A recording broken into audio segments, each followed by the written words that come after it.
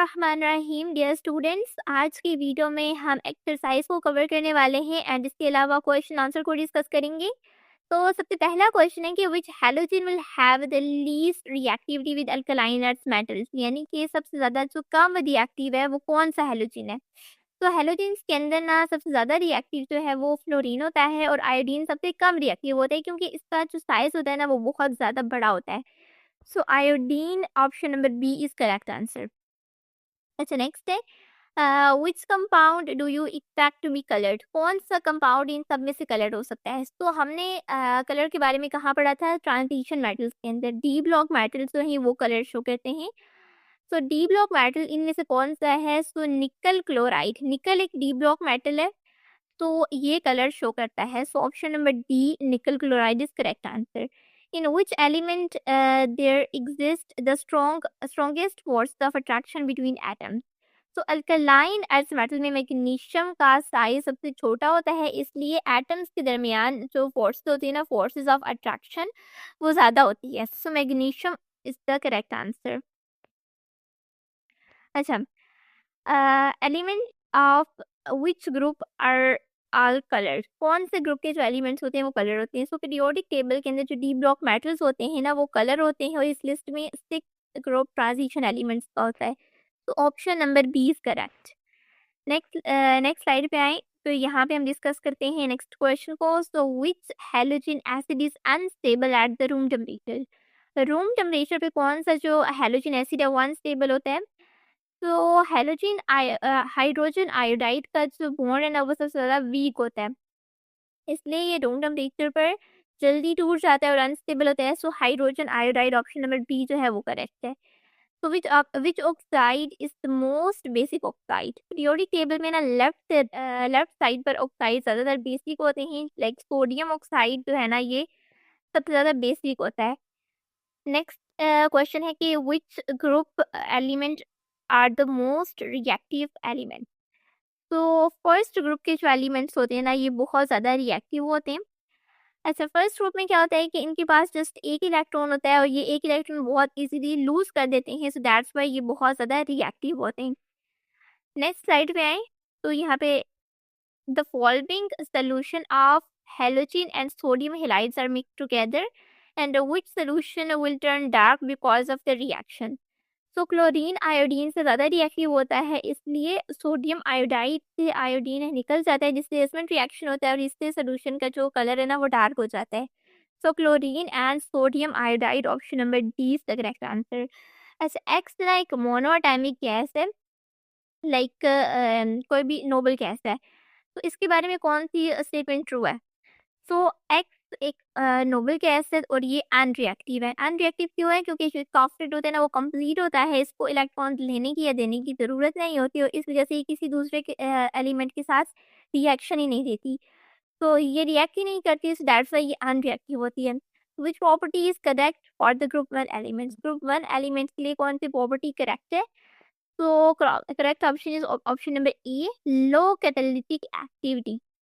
अच्छा, group one में जो अल्कलाई मेटल्स होते हैं ना ये बहुत ज़्यादा रिएक्टिव होते हैं, क्योंकि इनके पास एक इलेक्ट्रॉन होता है और ये इजीली लूज कर देते हैं, तो इसलिए इनकी कैटालिटिक एक्टिविटी कम होती है और इनकी डेंसिटी और मेल्टिंग पॉइंट्स जो है वो भी कम होता है। So option number A is correct. के बाद हम डिस्कस करते हैं शॉर्ट क्वेश्चन आंसर्स को। तो वाई, फर्स्ट क्वेश्चन है why does it become easier to cut an alkali metal down the group, जैसे जैसे हम डाउन द ग्रुप मूव करते हैं ना तो जो अल्कलाई मेटल्स है ना ये सॉफ्टर हो जाते हैं, तो इनको मतलब इजीली हम कट कर सकते हैं, तो ऐसा क्यों होता है। तो डाउन द ग्रुप जो एटॉमिक साइज है ना वो इंक्रीज होता है, यानी कि जो एटम्स का साइज होता है ना वो बड़ा होता है और मेटेलिक बॉन्डिंग जो है वो वीकर हो जाती है, मेटेलिक बॉन्डिंग कम होती है because outer electron is farther from the nucleus, metallic bonding जो है वो कम हो जाती है क्योंकि जो आउटर शेल में जो इलेक्ट्रॉन्स होते हैं ना उनका और न्यूक्लियस का डिस्टेंस बड़ा होता है, क्योंकि जब साइज बड़ा होगा ना तो इलेक्ट्रॉन्स और न्यूक्लियस के दरमियान जो डिस्टेंस है वो भी इंक्रीज होगा, तो इलेक्ट्रॉन्स न्यूक्लियस से दूर हो जाएंगे, तो इसके रिजल्ट में क्या होगा कि जो मेटल है ना वो बहुत ज़्यादा सॉफ्ट हो जाएगा एंड इसको हम इजीली कट कर सकते हैं। जैसे कि सोडियम बहुत ज़्यादा सॉफ्ट है लिथियम से। लिथियम जो है वो हार्ड मेटल होता है, लेकिन सोडियम जो है वो सॉफ्ट मेटल होता है, और सोडियम इतना सॉफ्ट होता है कि हम इसको पीस की तरह कट कर सकते हैं नाइफ से।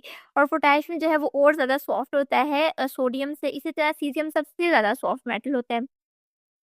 नेक्स्ट क्वेश्चन है reactivity of potassium towards halogen. Potassium जो है ये हाईली रिएक्टिव होता है, बहुत जल्दी रिएक्शन देता है और बहुत विगरसली रिएक्शन देता है हैलोजन के साथ, और हमें कोई ना कोई साल्ट दे देता है, जैसे कि पोटेशियम क्लोराइड। विगरस रिएक्शन होता है यानी कि बहुत फास्ट रिएक्शन होता है।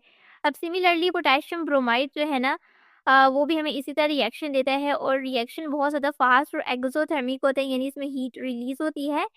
और because potassium easily lose one electron to form potassium ion, यानी पोटेशियम इजीली इलेक्ट्रॉन लूज कर देता है। तो पोटेशियम जो है ना ये बहुत फास्ट रिएक्शन देता है, इसमें हीट रिलीज होती है और ये इलेक्ट्रॉन्स को बहुत इजीली लूज कर देता है और आयन में चेंज हो जाता है। नेक्स्ट क्वेश्चन पे आए तो यहाँ पे एक रिएक्शन है कि क्लोरीन ने रिएक्ट किया NaBr के साथ। तो यहाँ पे हमारे पास जो है ना ब्रोमीन निकल गया और क्लोरीन वहाँ पे आके अटैच हो गया। तो यहाँ पे क्या हो रहा है कि जो हाईली रिएक्टिव हैलोजेंस होते हैं ना वो लीस्ट रिएक्टिव हैलोजेन के साथ ना रिप्लेस हो जाते हैं। जैसे कि क्लोरीन ज़्यादा रिएक्टिव हैलोजन है, तो ये ब्रोमीन जो कि कम रिएक्टिव हैलोजन है उसके साथ डिस्प्लेस हो जाता है। क्लोरीन ब्रोमीन की जगह आ जाता है और ब्रोमीन निकल जाता है। तो क्लोरीन यहाँ पे एक्ट करता है एज दी ऑक्सीडाइजिंग एजेंट, क्योंकि ये इलेक्ट्रॉन को गेन कर रहा है। क्लोरीन इलेक्ट्रॉन को गेन कर रहा है तो ये ऑक्सीडाइजिंग एजेंट है, लेकिन यहाँ पर जो प्रोसेस हो रहा है ना वो रिडक्शन है।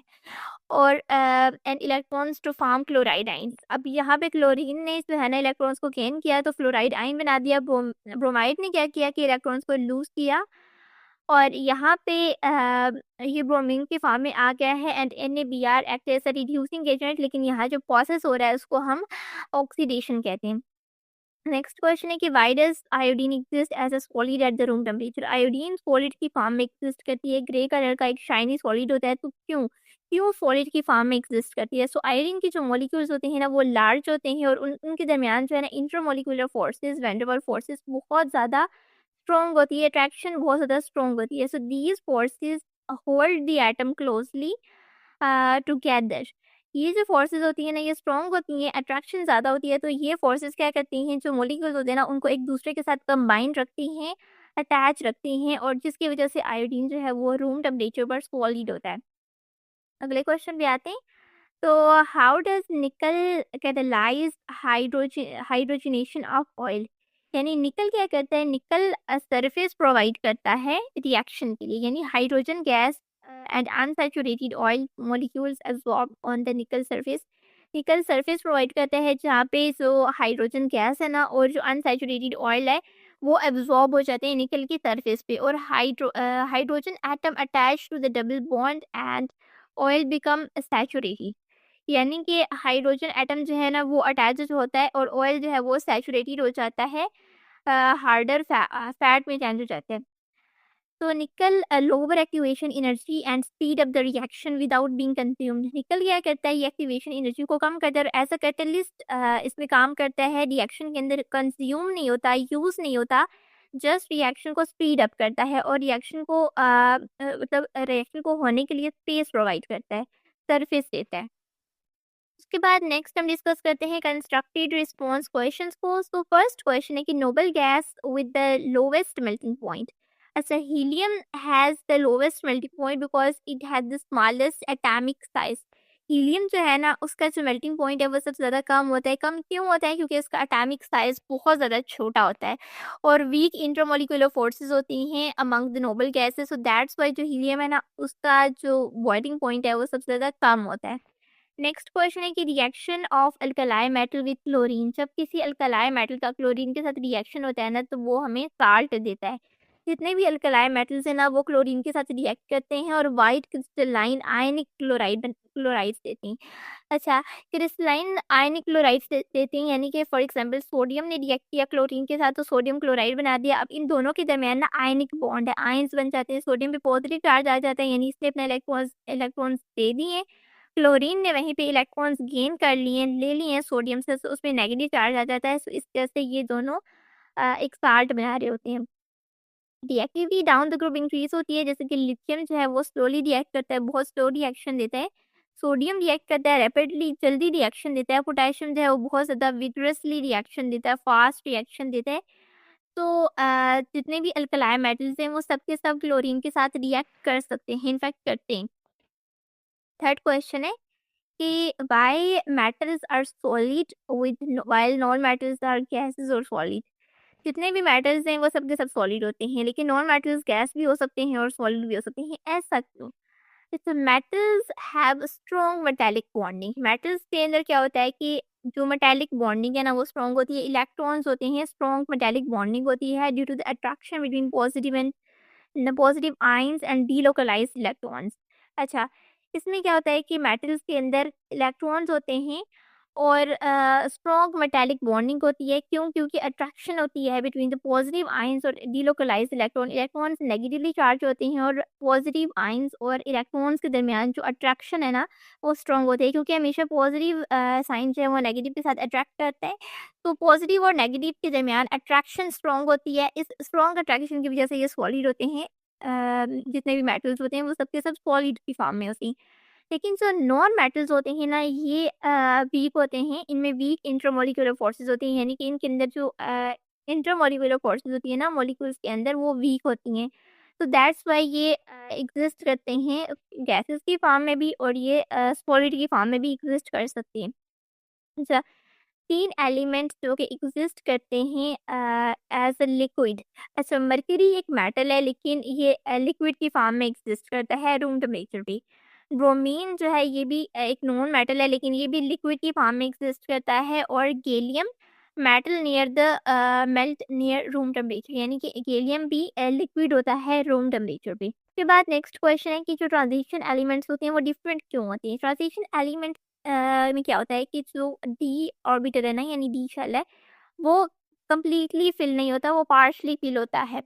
यानी कि उसमें इलेक्ट्रॉन्स ऐड हो रहे होते हैं और वो आहिस्ता-आहिस्ता फिल हो रहा होता है, लेकिन वो कंप्लीटली फिल नहीं होता because of this they show variable oxidation state. इस वजह से ये डिफरेंट ऑक्सीडेशन स्टेट शो करते हैं, कलर कंपाउंड बनाते हैं, often act as a catalyst के तौर पे भी इस्तेमाल होते हैं। So that's why different properties show करते हैं और ये बाकी एलिमेंट से डिफरेंट होते हैं। नेक्स्ट है reactivity of chlorine and bromine as oxidising agent. तो chlorine is a stronger oxidising agent and bromine then bromine. ऐसा क्लोरीन क्या है, ये स्ट्रॉन्ग ऑक्सीडाइजिंग एजेंट है ब्रोमीन से because it has higher electronegativity. Chlorine से है ना ये बहुत ज़्यादा ना हाईली इलेक्ट्रोनेगेटिव होता है। ये क्या करता है, ये इसके साथ जो दूसरा एलिमेंट होता है ना ये उसे इलेक्ट्रॉन्स को अपनी तरफ पुल करता है, स्ट्रांगली पुल करता है, खींचता है। एंड इसका जो साइज़ होता है ना वो स्मॉल होता है, स्मॉलर एटॉमिक साइज़। तो chlorine can replace bromine forming salt. जब साल्ट बनता है तो क्लोरीन क्या है ये रिप्लेस कर देता है ब्रोमीन को। ये क्या करता है कि जो हाईली रिएक्टिव हैलोजन है ना वो रिप्लेस कर देते हैं लीस्ट रिएक्टिव हैलोजन को। तो ब्रोमीन के नॉट डिस्प्लेस क्लोरीन, जो कि ब्रोमीन जो है ना वो लीस्ट रिएक्टिव है और क्लोरीन हाईली रिएक्टिव है। सो क्लोरीन ब्रोमीन को रिप्लेस करता है लेकिन ब्रोमीन क्लोरीन को रिप्लेस नहीं कर सकता। तो मोस्ट रिएक्टिव हैलोजन और लीस्ट रिएक्टिव हैलोजन कौन से होते हैं? फ्लोरीन सबसे ज़्यादा हाईली रिएक्टिव होता है और लीस्ट रिएक्टिव आयोडीन होता है, क्योंकि रिएक्टिविटी जो है ना वो डाउन द ग्रुप डिक्रीज होती है due to the increase atomic size. Atomic size अगर इंक्रीज हो रहा है ना तो रिएक्टिविटी कम होती जाती है, क्योंकि इलेक्ट्रॉन्स और न्यूक्लियस के दरमियान जो डिस्टेंस है ना वो भी ज़्यादा हो जाता है। तो दैट्स व्हाई एटॉमिक साइज बढ़ता है तो रिएक्टिविटी कम हो जाती है और electronegativity and ability to gain electron decreases down the group, यानी कि इलेक्ट्रोनेगेटिविटी भी डाउन द ग्रुप जो है वो कम होती है। स्टूडेंट्स, यहीं तक था आज का लेक्चर। अगर आपको आज की वीडियो में कुछ भी समझना है, इनफैक्ट ये सारे चैप्टर में कुछ समझना है, तो आप कमेंट्स में पूछें, आई विल आंसर इंशाल्लाह। एंड मिलते हैं नेक्स्ट वीडियो में, तब तक के लिए अल्लाह हाफिज़।